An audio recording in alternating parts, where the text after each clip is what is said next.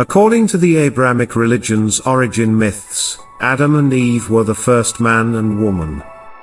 They are fundamental to the notion that mankind is essentially a one family, derived from a single pair of initial forebears. They also serve as the foundation for the ideas of the fall of man and original sin, which are fundamental beliefs in Christianity but not in Judaism or Islam. There are two accounts of their creation in the Bible.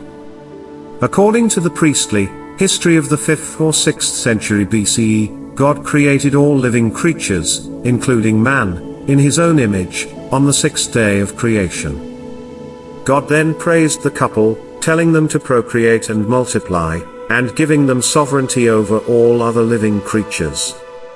According to the longer Yahwist account of the 10th century BCE, God, or Yahweh, created Adam when the world was yet blank, shaping him from earth's dust and pouring the breath of life into his nostrils. God then gave Adam the primordial Garden of Eden to manage, but he forbade him from eating the fruit of the tree of knowledge of good and evil. God then produced additional creatures, so that Adam would not be alone, but when they proved insufficient, he put Adam to sleep, removed a rib from him, and made a new companion, Eve. The two were innocent until Eve succumbed to the wicked serpent's seduction and Adam joined her in eating the forbidden fruit, at which point they both acknowledged their nakedness and donned fig leaves as clothing. God immediately recognized their sin and announced their punishments, agony in childbirth and subjugation to man for the woman, and demotion to an accursed field for which he must toil and sweat for his subsistence for the man. In the Bible, Adam and Eve did it, but would two individuals be enough to repopulate our earth from scratch, despite the obvious health risks associated with inbreeding and a limited gene pool? First and foremost, let us address the obvious issues. The first new generation would undoubtedly be brothers and sisters, while the second would be cousins. Numerous studies have found that when these first or second degree relatives have children together, the outcomes are not favorable. One study reported increased rates of infant mortality and physical and mental problems in Czech children born to closely related parents between 1933 and 1970. Then there's the widespread color blindness on the island of Punjab, which resulted from a terrible hurricane that left only 20 survivors to repopulate the population. Rare hereditary disorders, such as color blindness, are typically created when two copies of a gene are handed down from mother to father.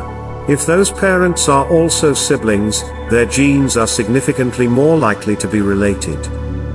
The issue then spreads through the generations. That is not all.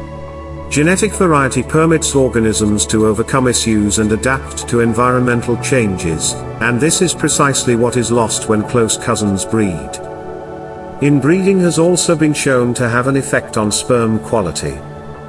With such a tiny population size, everyone is likely to be related sooner or later, and as relatedness rises, inbreeding effects become more relevant, says one researcher.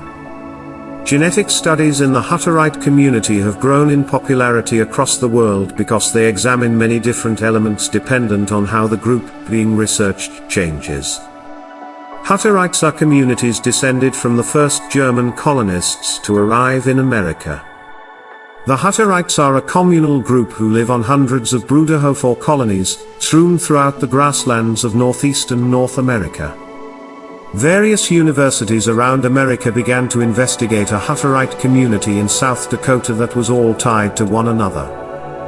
Over 3,657 persons have been found in the village since the 16th century, when it was founded by 64 separate founders, the number of people who began populating the hamlet, and spanning over 13 generations.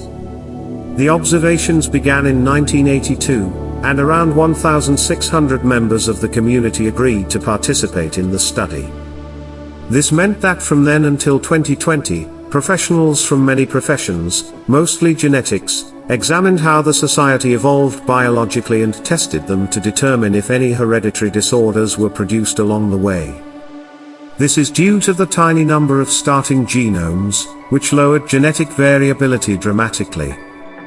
That is, as long as the group remains intact, It may readily maintain biological evolution with a minimal chance of inherited disorders.